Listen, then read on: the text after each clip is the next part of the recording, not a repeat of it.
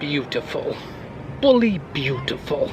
That attraction is amazing. It's Thanksgiving week, explorers, and we are celebrating in happy place fashion by giving thanks and gratitude for one of our favorite Epcot attractions, the American Adventure. Thanksgiving, an American holiday just on the cusp of the year-end festivities. It's a time to reflect and appreciate all the blessings that we have been given, no matter how big or how little.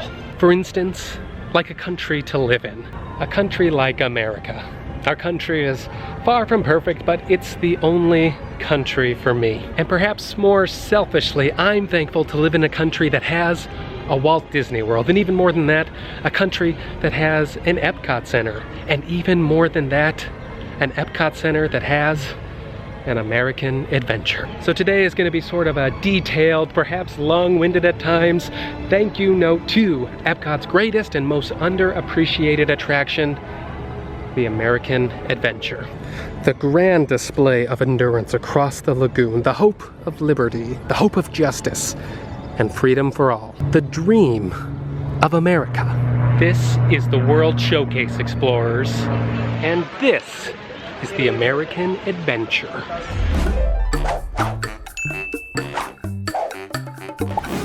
The American Adventure is just a masterpiece of Imagineering from concept to completion. It's just this, beautiful tapestry of Walt-inspired patriotism and innovation. Say what you will about our current political landscape. It can be, shaky and unpredictable at times, but this I know for certain, that if our founding fathers were alive today and were able to come and see the show, the curtains would close and they would look at each other and they would nod silently and say, you know what? We did good. America did good. The dream was fulfilled and it continues to be fulfilled. Benjamin Franklin would love this attraction. John Adams would love this attraction. Hamilton would want more rapping. But I think he would still come away with an appreciation. Here quickly is a very brief history of the American Adventure. The American Adventure is an elaborate theatrical audio-animatronic stage production that occurs within the American Adventure Pavilion at the focal point of the World Showcase. It was originally conceived as a dark ride attraction at the entrance of the showcase, featuring famed characters of American folklore singing patriotic songs and whatnot. Guests not wanting to ride would have actually needed to walk under the attraction to access the rest of the World Showcase. After some deliberation, Imagineering agreeably decided that a dark ride was not the right venue for the inspirational story of America that they wanted to tell, and so the concept of the theater program was more carefully developed. The attraction opened with the park on October 1st, 1982, and has since been giving Epcot guests a condensed American history lesson every 45 minutes. The show is hosted by American icons Benjamin Franklin and Mark Twain, and over the course of 28 minutes, and with the help of 35 groundbreaking audio animatronics and the mammoth backdrop of the, at the time, largest rear projection screen. Together they present the story of America, from the very beginning with the Mayflower through various wars, historical events and eras, via unique and compelling vignettes. We experience the American Adventure, we experience the lows and we revel in the highs, and we emerge with a budding sense of pride for country. Perhaps this is achieved through the wealth of inspirational stories in our nation's history, but just as equally, that feeling is invoked through the marvel that is Walt Disney Imagineering. I feel, though, that especially in this time of transition with seemingly great new and upcoming additions like Frozen and Ratatouille on the way, that American Adventure is getting forgotten. So today, I want to put a spotlight on the World Showcase centerpiece, because look at all these people just passing by. Someone needs to sing the praise of the American Adventure. It's one of the only attractions that has not been removed, repurposed, and with the exception of a hefty 2003 refurbishment, it mostly remains as is. It has stood and is standing the test of time. So with loads of gratitude, these are my top 3 things that I love about the American Adventure. Number 1, I love the compelling way in which American Adventure weaves its story. I mean, how do you tell the story, a centuries-old story of our country in just 28 minutes? Well, apparently, you do it this way. Only a Disney production could start a show with Benjamin Franklin wittily chit-chatting about John Steinbeck with Mark Twain, and somehow you immediately go, okay, yes, this is the concept, I am all in. The American Adventure was certainly not the first audio animatronic show that existed, but it quickly became the most elaborate, the most ambitious. It had shows before it like the Tiki Room and the Country Bear Jamboree to guide the way, popular shows that use the medium to really entertain and tickle its audiences. But American Adventure stands out for its fusion of ideas. The American Adventure carries the gravity of Great Moments with Mr. Lincoln and, Hall of Presidents, but it adds the heartwarming, hokey Americana charm of Carousel of Progress to create something really special.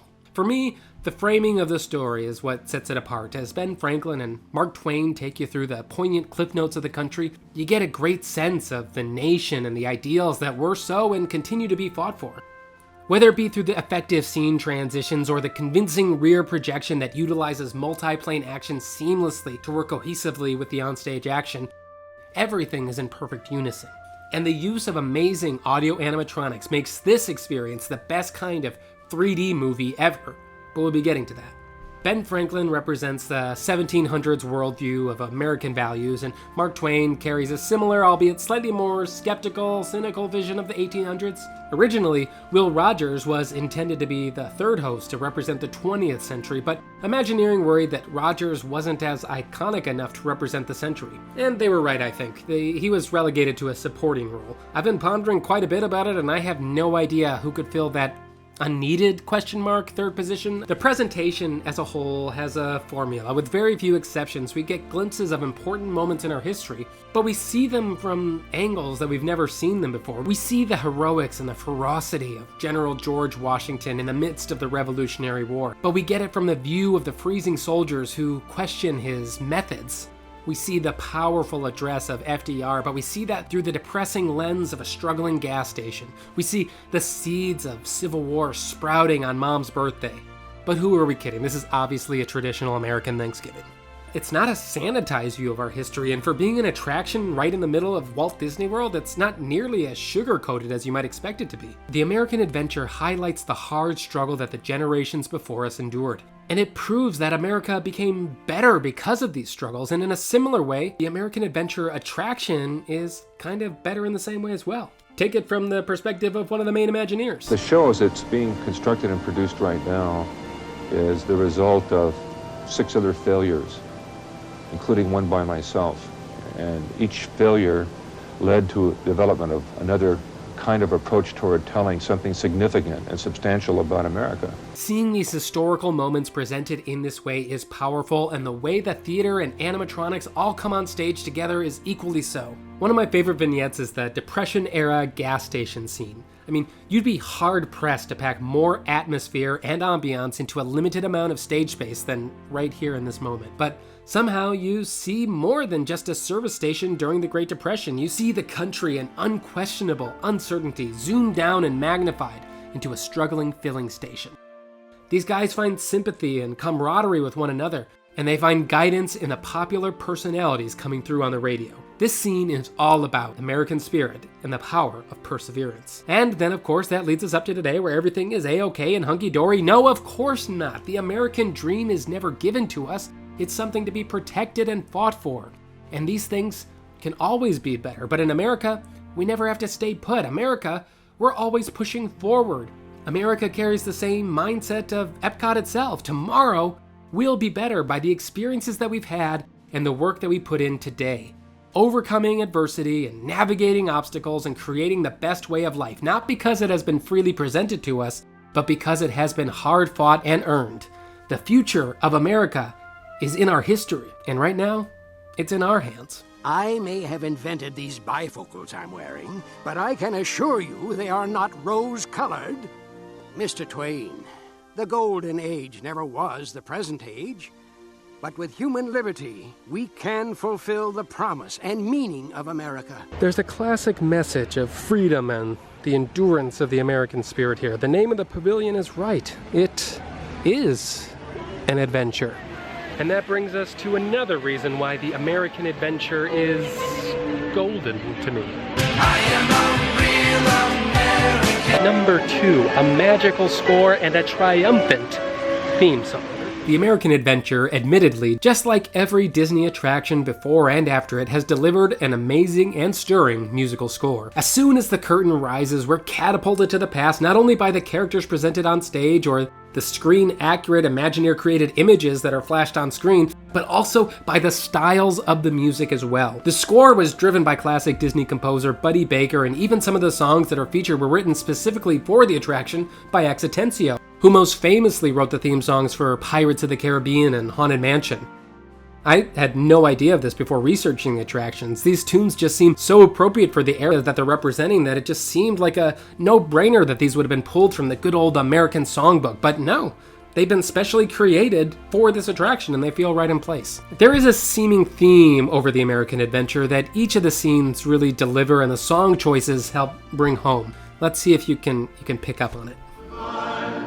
But a look for this wilderness brings me to dread that the first bitter winter made evil more dead. Oh, 'tis a great delight to march and fight, but it's getting tough, I fear. A cannonball don't pay no mind if you're gentle or if you're kind. It don't think of the folks behind. Hold on a beautiful morning. It's kind of miserable, eh? Scene after scene, we're hit with great challenges and strife. Every success from our history that we see presented immediately gets met with another blow. The whole story at this point has been perceivably positive, but it's no question that each moment of it is depicting a special battle over and over. It's a continued story of seemingly impossible obstacles met with the power of American endurance. Through none of its runtime up to its grand finale, do we really see any joy of living in the country? Perhaps the exhibition scene, maybe, but even then, the crux of that scene is about not being complacent and innovation and all those things. It's not until the conclusion with the song Golden Dreams that we really get that emotional payoff. Golden Dreams takes it the rest of the way. Its entrance is certainly abrupt, and it has the responsibility of kind of taking the baton from World War II and bringing us to today. Now, I guess I like the national anthem. God Bless America is pretty good, and I hope he continues to. Party in the USA. Yeah, but you're not going to find any of those on my personal playlist. You will find Golden Dreams, however, because it's a great song. As it plays, we see the scenes that didn't quite make the cut to three-dimensionalize as American visionaries and achievements and all these things flash upon the screen. We see the great tapestry that America as a people, as a culture, and as a society have achieved together. For an audio animatronic show, somehow the most triumphant moment is free of audio animatronics. While I'd always pick more animatronics any day of the week, there's not a moment from this Golden Dreams ending montage that I would cut. It's rapturous in the best kind of way and a perfect closer to the story that has just unfolded before us. Golden Dreams is a great song. Golden Dreams is phenomenal, and it has solidified itself as a staple in the Epcot catalog. And taking inspiration from Ben Franklin, it even gets its special tribute in the current Epcot Forever nighttime show with some sparkling, electrifyingly awe-inspiring kites. Yes, American Adventure has definitely got its own patriotic jam. I honestly think it's a better song, sonically, musically, and lyrically than Yankee Doodle Dandy. Don't at me. Anyway, so that's number 2, the music. Which brings me to my third, number 1 reason why the American Adventure is a triumph. I am a real American. Number 3, its most impressive cast of audio animatronic characters, and the theater that it's housed in as well. This is really the reason to go and frequent any Disney attraction. You have to gauge how good or how cool are the audio animatronics, and in the case of the American Adventure, very, very cool. One of my all-time favorite moments from an audio animatronic show is actually in Country Bear Jamboree. As Trixie St. Clair, the bear straight out of Tampa, takes the stage, Buff and Max, the taxidermied heads fixed to the wall on the right, take a moment to discreetly comment with one another on some aspect of the show. We don't know, who knows? I love this because all of our focus in theory should be on Trixie St. Clair, the bear at the front of the stage. But Buff and Max are still in communication, just like we would lean over and softly mention observation to whoever we're with. These characters are alive even if no one is watching. I love that. The American Adventure does this in a similar and more subtle, lifelike way. Because the characters in American Adventure aren't caricatures, they're loving recreations of actual historical figures, they have to seem real, they have to seem conscious because you have to believe it. In Pirates of the Caribbean, you see the characters for an enjoyable yet fleeting few seconds as you float on by. The audio animatronics of the American Adventure, though, they're your main focus for multiple minutes at a time. They are performing in a bigger sense of the word, and it's the big and little touches that really breathe life into the show and do wonders for me. These animatronics do things that no other animatronics have done previously or since, really, that I can think of. There's the big one for sure, the big moment that we always talk about, and that's Ben Franklin, an audio animatronic, walking up the stairs. It's one small step for man, one giant leap for mankind. Oh, that looks beautiful. It's amazing. I never don't marvel at it. It's simple. It's just cool. I don't know how else to describe it. It's just cool.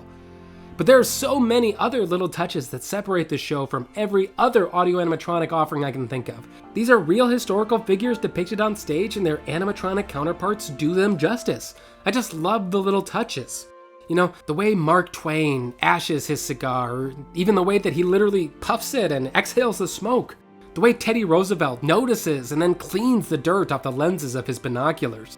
The way Frederick Douglass's raft dips and bobs in the wake of the river. The way the little girl in the Civil War scene childishly admires a small bouquet of flowers. The way Will Rogers tips his hat up. The lasso thing is pretty impressive too. The way Susan B. Anthony adjusts her glasses so she can better see Mark Twain at the other end of the stage. These aren't things you notice consciously. These motions aren't the focus of what we're witnessing. They're just little accents that really sell the believability of a history made realized. The audio animatronics are amazing, and so is the procedure to get them to the stage. A good chunk of the 35 animatronic figures for the show are brought to the scene via an ingenious 150-ton rolling cabinet delivery system installed just beneath the theater seats. That's right, when you enter into the theater and begin the program, you are sitting right on top of most of the show. The cabinet slowly and silently pulls forward as the show progresses. You never know it though, because this entire theater is a feat of phenomenal architecture and engineering. Every set, every character appears with perfect precision and synchronicity to the images and backdrops displayed on the groundbreaking screen as well. It blows so many other things in Walt Disney World out of the water. I just can't believe this attraction is not more wildly appreciated. I'm getting amped talking about this, can you tell? In spite of these factors, these three factors that the American Adventure pulls off flawlessly, there is one thing, maybe one little complaint that I have as I'm walking down the corridor. I guess if I have one gripe about the American Adventure, it's that it goes by too quickly and it ends rather abruptly. It's a 28-minute show and a good chunk of it is screen time, but I would love to see the show extended another 10 minutes or so. I mean, a lot has happened in America since World War II that they could add, and they could even embellish some things that they had to gloss over, like the Mayflower arriving or the Wright brothers creating the plane. Think if they added more interesting historical moments from the last 75 years, like the moon landing. One of the greatest achievements of humanity was accomplished by the American space program. Oh, I'd love to see the moon landing played out on stage, or the scene could be from the viewpoint of the guy left up in the command module, or even more relatably as Americans, it could be from the viewpoint of the family down on Earth. Their world is changing as the American frontier extends from their living room through their TV screen and out into the great unknown of space. Wait, hold on. Where have I seen that before? Hey, it's not my job to be creative. Can you imagine if the family spoke and had like an actual scene together? Think of Mark Twain introducing it. You see, folks like Kennedy were trying to colonize the stars. I'm not it's not my job to write it. I apologize for what just happened. In fact, I think Imagineering really already has it all figured out. I think all of the sound bites in the Golden Dreams ending song could graduate up to their own special scenes. All of them are iconic enough to warrant it. That is, like a scene with John F. Kennedy and especially Martin Luther King. Those would be valid and crucial additions. I also think a compelling inclusion could be that of a Walt Disney audio animatronic. Think of it. It could be him delivering the opening day dedication speech of Disneyland. You know, sort of a classy tag off of Roosevelt's claim for national parks. Disney offered the world theme parks, and that can cover the heartbeat of American culture and entertainment and how it's progressed and, you know, all that stuff, right? It's good, right? Come on, the montage has friggin' Beyonce in it. Give me this. Regardless, I think our American adventure as a country has continued strongly since the Rosie Riveter drop-off, and I would love an extension of that. I really would. I would love if American Adventure was 90 minutes long too, so that's something to consider as well, Disney. Perhaps it's meant to be that way. The story of America is always changing. How can you cap it? How can you conclude it? The fact is, I just love this attraction so much, and I just want more of it. But sadly, this will never be. I don't think I've ever attended a showing of the American Adventure that wasn't more than half empty. And so, in these times of mild appreciation for Epcot's greatest achievement, as we anticipate roller coasters and space restaurants, let us give thanks to the ultimate attraction, the American Adventure. Mr. Twain, 'tis easy to see, hard to foresee, but I foresee the American Adventure to continue a long, long time. You know what, Dr. Franklin? You're right. There is an American anniversary coming up pretty soon, so maybe that can ignite the fire, ignite the passion for this attraction, and maybe even an update down the road. Hopefully soon. So, am I crazy? What do you think? Do I have some kind of strange disconnect with the American Adventure, or probably more likely, am I spot on? Drop your thoughts in the comments below, and check out American Adventure when you get here. And until next time, we'll see you in the happy place. Bye!